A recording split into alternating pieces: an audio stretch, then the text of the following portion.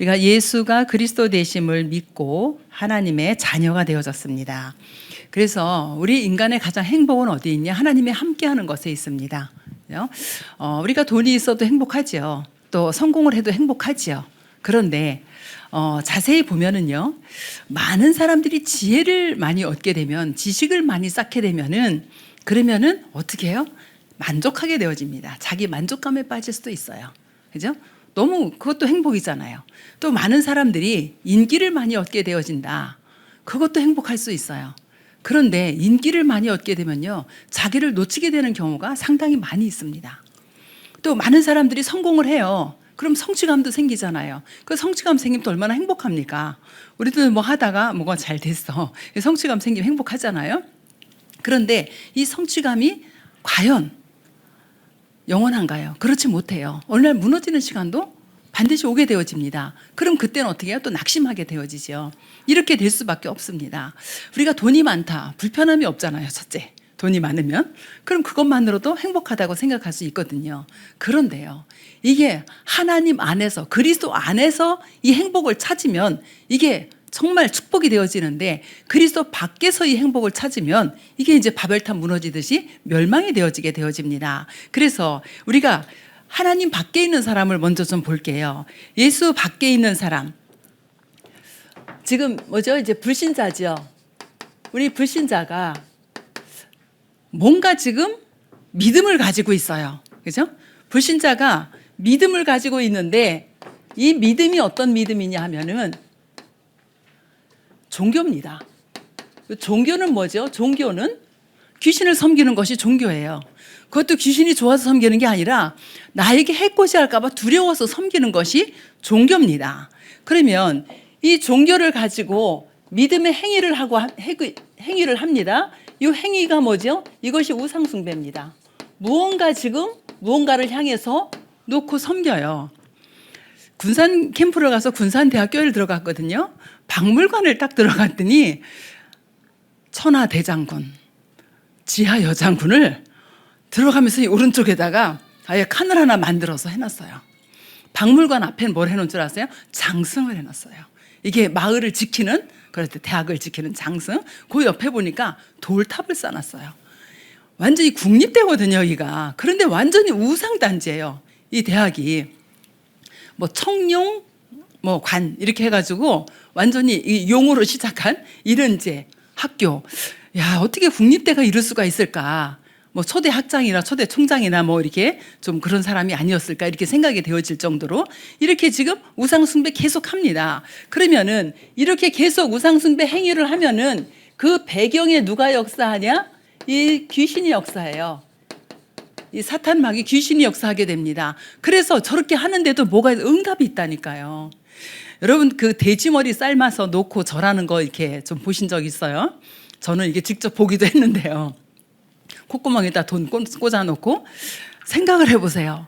살아있는 돼지도 우리한테 복을 못 주는데 그 죽어가지고 삶아놓은 생명도 없는 이게 무슨 복을 주겠다고 그거 갖다 놓고 빕니다.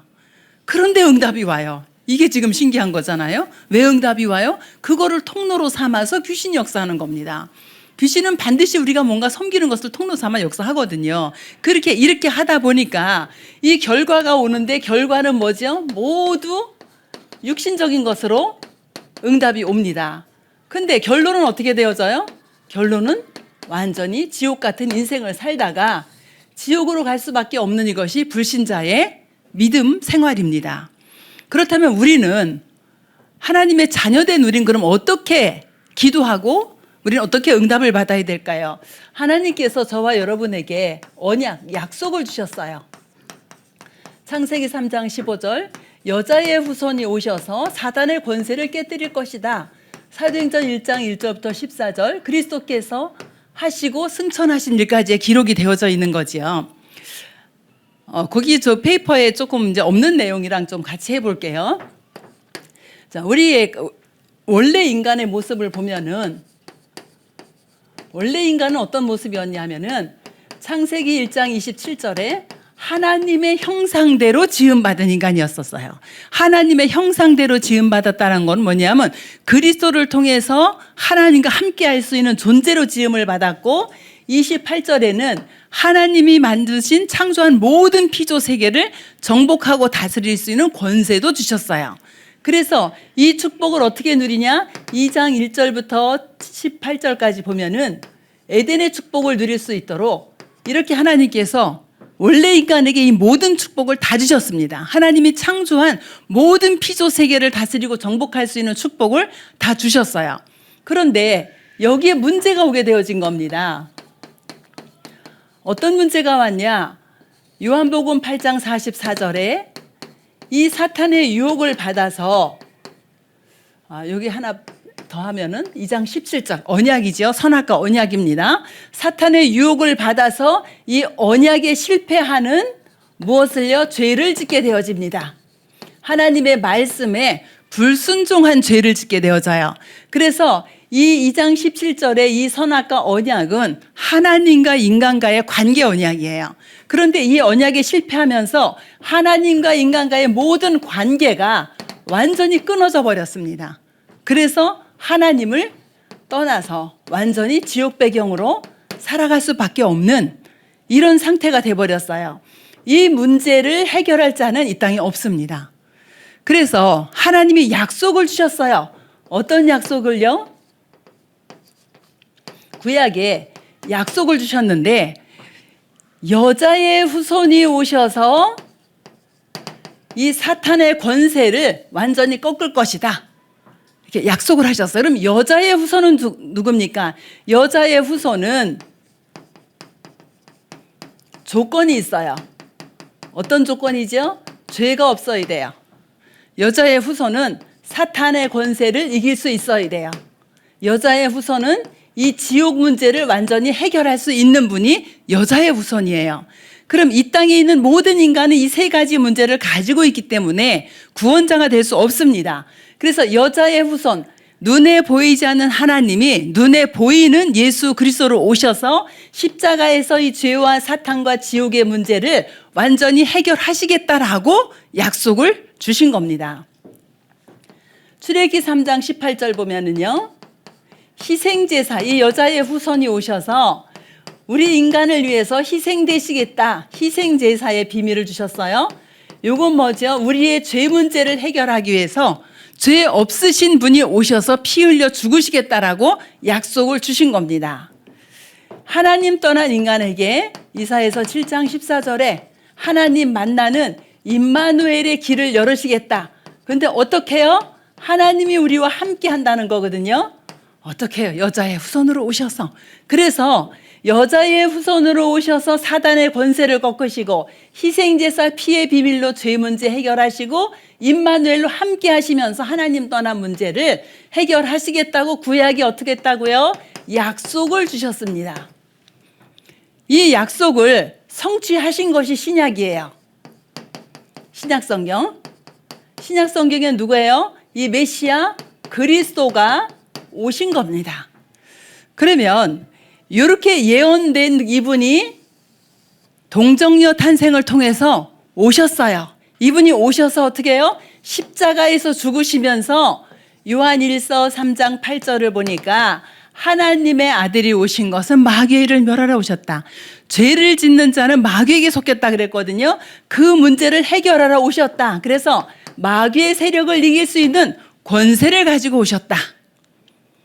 십자가에서 보혈의 피를 흘리셨어요. 마가복음 10장 45절에 이 보혈의 피를 흘리시면서 우리를 죄에서 완전히 해방받는 길을 열어놓으셨습니다. 십자가에서 죽으실 때 위로부터 아래로 휘장이 갈라졌어요. 우리가 하나님께로 갈 수 없는데 하나님께서 길을 열어놓으셨어요. 그 휘장이 예수 그리스도의 육체다. 그래서 새롭고 산 길을 열으셨다 그랬습니다. 요한복음 14장 6절에 하나님 만나는 길을 열어주셨어요. 사단을 이길 수 있는 참 왕으로 오신 예수 그리스도, 제 문제 해결하신 참 제사장으로 오신 예수 그리스도, 하나님 만나는 길을 열으신 참 선지자로 오신 예수 그리스도. 이 그리스도가 누구예요? 예수입니다. 그래서 예수 그리스도께서 어디에서요? 요한복음 19장 30절 십자가에서 이 모든 일을 다 이루셨다. 구약에 약속하시고 신약엔 어떻게 하셨죠? 성취하셨습니다. 그래서 우리는 이 사실을 믿고 요한복음 1장 12절에 누가 됐어요? 하나님의 자녀가 되어졌습니다. 하나님의 자녀가 되는 뭐를 주셨다고요? 권세를 주셨으니 하나님의 자녀가 됐다는 것은 창세기 1장 27절에 이 하나님의 형상을 회복했다. 또 하나님의 자녀가 되는 권세는 뭐죠? 28절에 정복하고 다스릴 수 있는 이 권세를 주셨다.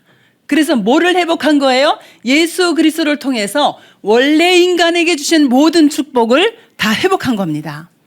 그래서 우리는 언제든지 이 문제에 빠져 있는 것이 아니라 이 문제로 오는 여러 가지 이 문제 때문에 이렇게 가고 있거든요, 불신자들이. 그러면은 우리는 예수 그리스도께서 이 문제를 해결한 사실을 믿는 그 믿음 하나 가지고 세상을 이길 수가 있다라는 겁니다. 그래서 우리가 구약의 예언된 언약, 신약의 성취된 언약.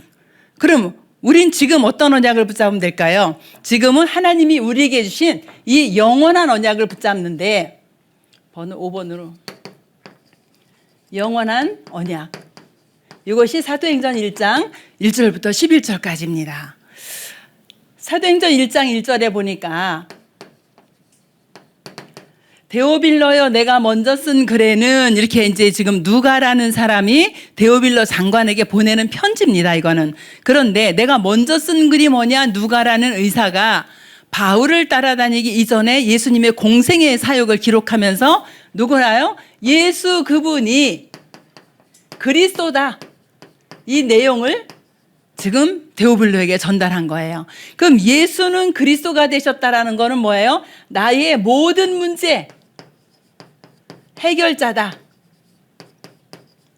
모든 문제 어때요? 이 근본 문제 이미 끝났어요. 그리고 내게 오는 모든 문제는 이제 어떻게 하면 돼요? 예수 그분이 그리스도가 되셔서 우리가 예수 그리스도 이름으로 기도할 때에 응답하시게 되어집니다.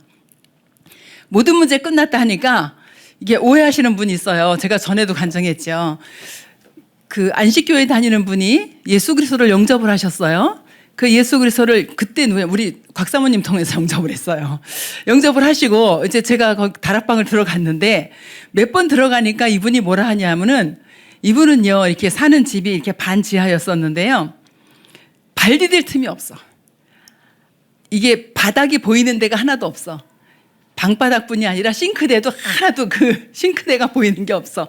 그릇으로 꽉 다 늘어져 있어요. 이불을 들쳤더니 이불 속에서 밥그릇 나오고요. 막 이래요. 엄청 젊은 그 20대 후반의 세대인데 막 옆에 가면 냄새가 막 나요. 왜 안 씻어요? 그랬더니 수돗물 아까워서요. 불 왜 안 켜요? 수돗물 전기세 나가서요. 수돗물 아까워서 청소도 안 하고 빨래도 안 하고 불도 안 켜고. 우리 저기 백전사님 생각나는지 모르겠어요. 그때 같이 들어갔는지. 그러고 살아요. 그런데 왜 예수 믿었냐 이유를 얘기를 하는 거예요. 결혼하니까 남편의 빚이 1억이 있어. 남편이 그때 KT 다니고 있었는데 왜 그랬냐 그랬더니 뭐 어떻게 뭐 잘못해서 빚을 졌대요. 그래가지고 결혼해서 지금까지 5천만 원 갚았대요. 많이 갚았더라고요. 어떻게 그렇게 갚을 수 있었냐 그러니까 남편은 누나 손에서 자란데 누나가 무당. 자기는 할머니 손에서 자란데 할머니가 무당이에요. 그래서 음식은 다 굿하고 남은 음식 갖다 주는 걸로 먹고 살고 있고 불 되도록 안 쓰고 물 되도록 안 쓰고 옷 안 사 입고 이렇게 해서 남편이 그때 과천에 근무했었거든요. 관영동에서 걸어서 출퇴근해. 그래서 남편의 용돈 한 달에 10만 원. 이렇게 하면서 온 이제 빚을 갚는 거예요. 그런데 우리 박명수 사모님을 만나가지고 예수는 그리스도 모든 문제 해결자 이걸 드는 거예요. 아싸. 그리고 영접을 했어요. 왜? 나머지 빚 5천만 원 갚아줄 줄 알고. 그 제가 갔는데 그 얘기하는 거예요. 왜 모든 문제 해결된다더니 내 빚 안 갚아주냐는 거예요. 그럼 뭔 빚을 갚아주냐니까 이 얘기를 쭉 하는 거예요. 그래서 그 모든 문제는 지금 이 문제가 완전히 끝난 거고 그리고 우리 삶 속에 오는 열매들도 정말 복음 안에 있으면 하나님이 주시는 지혜와 지식으로 말미암아 하나님이 이끌어 가신다. 성령의 인도받는 삶이 되어진다. 이 설명했더니 그럼 나 예수 안 믿을래요 이러더라고요. 그래서 결국 이제 문이 닫혔거든요, 그분이. 우리가 동기를 가지고 예수 믿는 것이 아니라 진짜 내가 하나님을 떠난 이유는 이 사단에 속아서 하나님의 말씀에 불순종하는 죄를 짓고 하나님을 떠났구나. 이게 아담이 한 건데 이게 내 문제구나. 이렇게 되어져야 돼요. 그러면은 예수님이 십자가에서 모든 문제 다 끝났다라는 것은 아담의 문제만을 끝난 것이 아니라 내 문제도 끝났구나. 이렇게 믿어져야 되는 거죠. 그래야지 그리스도의 복음을 이제 누리게 되어집니다. 그럼 이 예수 그리스도께서 사도행전 1장 3절 보니까 이 예수님이 죽어서 무덤에 있는 것이 아니라 부활하셨어요. 부활하셔서 어떻게 해요? 지금 역사하시는 겁니다. 그죠? 부활하신 주님이 무덤 속에서 있는 것이 지금 역사하시는 그 주님이 어떻게 역사하냐? 사도행전 1장 8절에 보니까 이 예수는 지금 어떻게 성령으로 우리 안에 오셔서 내주하시면서 성령으로 역사하셔요. 그래서 성령으로 역사하시는데 성령의 충만함을 받으면 우리에게 뭐가 생기냐? 힘이 생깁니다. 영적인 힘이 생기게 되어져요. 그래서 성령의 충만함을 우리가 늘 구할 수 있도록 이렇게 되어지고요. 그 정도가 아니라 사도행전 1장 11절에 보니까 이 예수님은 땅끝까지 복음이 증거되고 난 후에 재림주로 오신다 그랬어요. 언제? 세계 복음화가 되어지고 난 후에. 그러면 우리는 지금 이 영원한 언약을 붙잡고 누려야 되는데 어떻게 해요? 여러분의 가진 문제 있습니까? 그 문제를 지금 누가 붙잡고 있어요? 흑암 세력이 붙잡고 있습니다. 그죠? 우리 대부분의 사람들은 문제가 와서 고민하고요. 문제가 올까봐 고민합니다. 지난주에 우리 권사님 남편을 만났는데 아직 불신자예요. 근데 이제 그분도 뇌에 문제가 있어요. 그러니까 이제 만나서 요즘 건강 어떠세요? 그랬더니 여기 오셨더라고요, 교회를. 건강 어떠세요? 그랬더니 나중에 내가 치매가 올까봐 걱정입니다. 이러시는 거예요. 그래서 제가 제 얘기를 했어요. 나도 이 뭐야 때문에 의사가 말하는 거 들으면 난 지금 죽는 게 딱 좋다. 나중에 혈관성 치매도 올 거고 이게 터지면 어떻게 되고 막히면 어떻게 되고 의사는 그 말을 쭉 다 해주더라 나한테. 희망은 1도 안 주더라.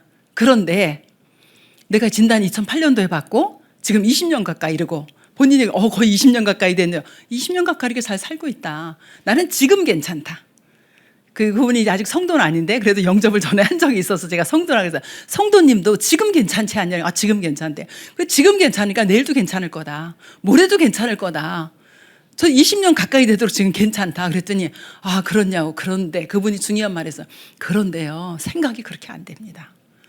우리의 마음과 생각을 누가 붙잡고 있어요? 우리는 성령이 붙잡고 있어요.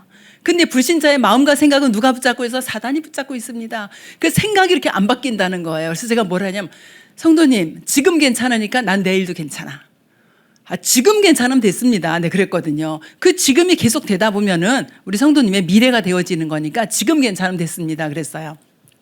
염려, 근심, 걱정하지 말아라. 왜? 우리는 지금 영원하신 그리스도께서 영원한 반석 되신 그리스도께서 우리 안에 우리와 함께 하셔요. 그리고 우리를 인도해 가시고 힘 주시고 세계복음 할 수 있도록 역사하세요. 이 언약을 붙잡고 우리가 이제 6번째로 어떤 언약 붙잡으면 되죠? 시대적인 언약. 시대적인 언약을 붙잡는데 우리가 지금 이 시대를 살아가고 있잖아요. 하나님께서는요.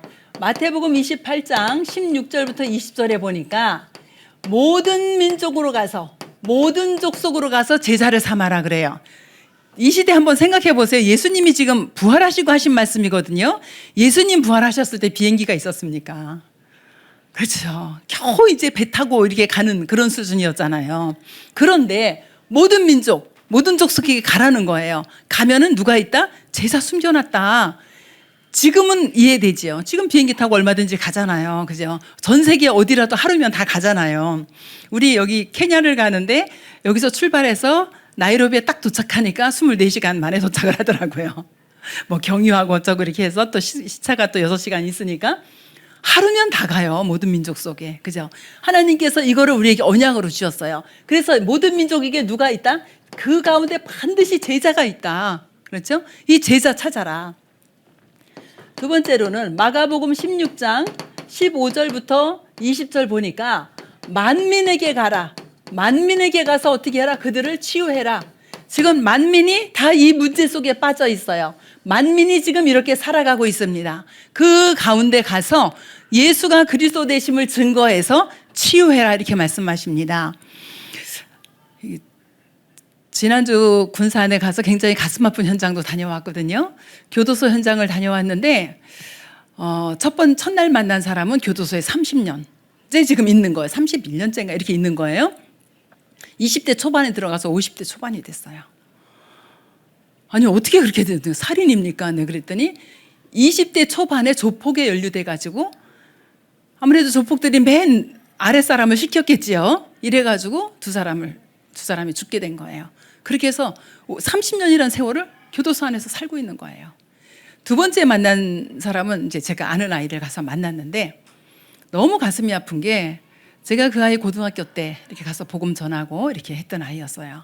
근데 그때 이 아이가 조현병이 있었어요. 근데 굉장히 아주 명석한 아이입니다. 가정에서 뒷바라지 하나도 안 해줬는데도 얘가 외고를 갔던 아이예요.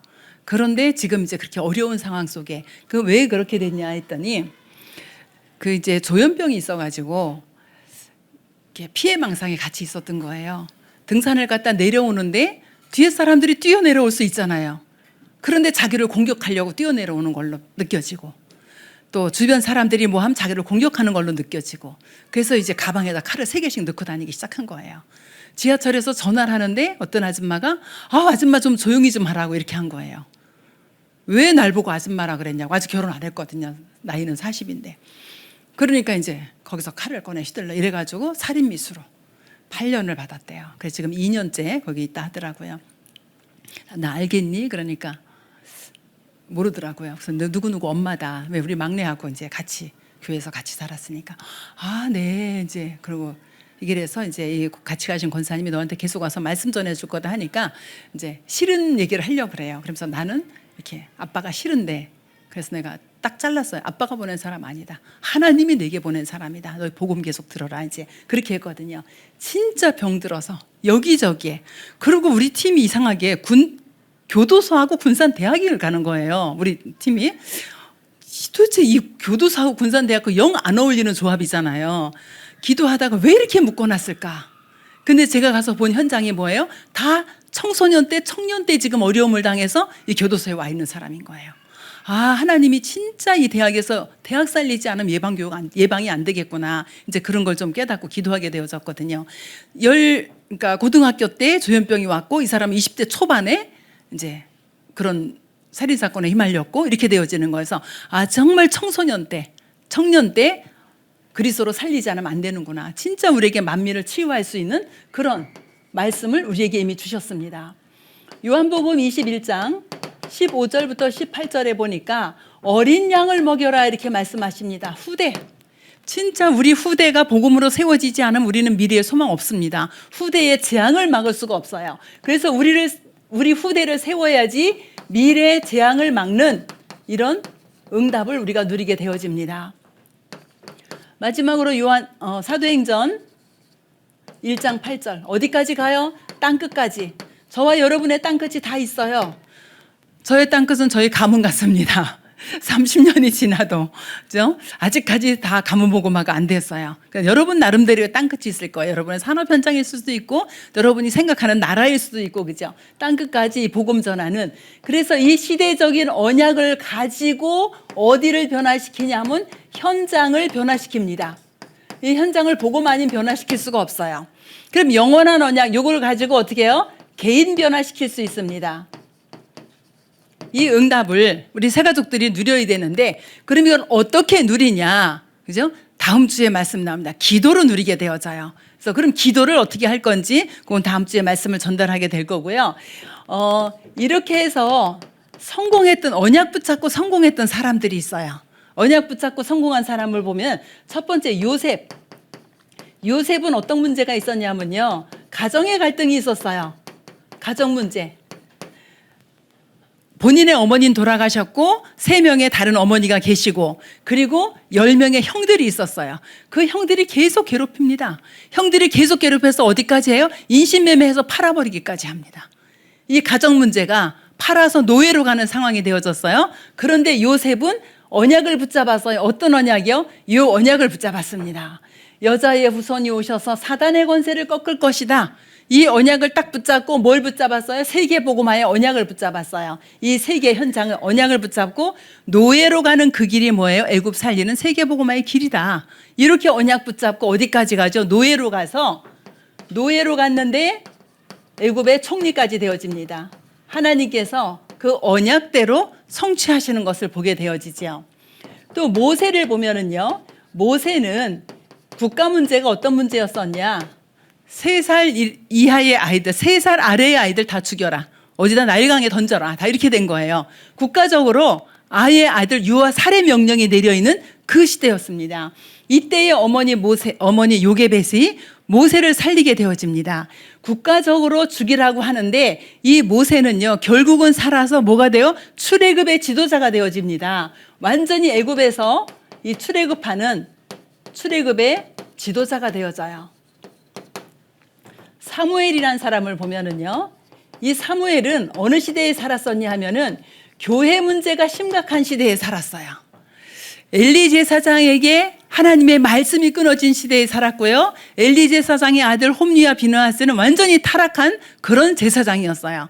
교회 문제가 아주 심각한 그 시대에 살았는데 이 사무엘이 사는 동안에 전쟁이 없었고요. 사무엘이 말 한마디도 땅에 떨어지지 않았다 그랬습니다. 그래서 사무엘은 완전히 우상에서 돌아오게 하는 이 미스바 운동의 지도자가 되어졌어요. 미스바 운동은 뭐냐? 모든 우상을 버리고 하나님께 돌아오라. 이게 미스바 운동이거든요. 미스바 운동의 지도자가 되어집니다.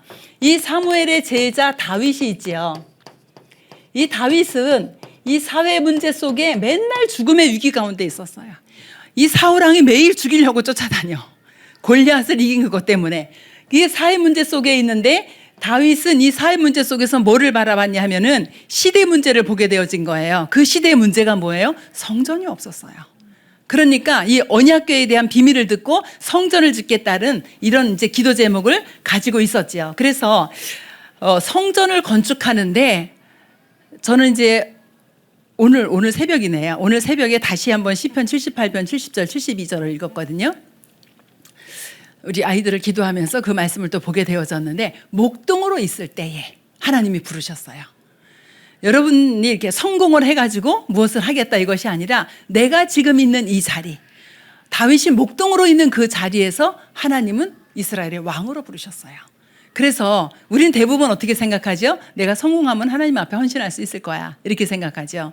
지금 할 수 있으면 됩니다. 지금 할 수 있으면 성공해도 할 수 있어요. 근데 지금 할 수 없으면 성공해도 못합니다. 그래서 그 다윗이 그때의 이 사회 문제 속에서 언약궤의 메시지를 받고 뭐 했어요? 성전 건축을 준비했어요.